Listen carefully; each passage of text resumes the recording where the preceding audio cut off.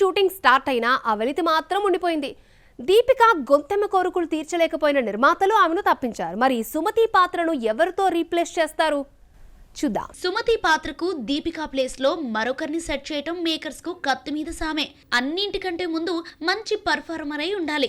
Makers కు Sai Pallavi main option గా కనిపించింది.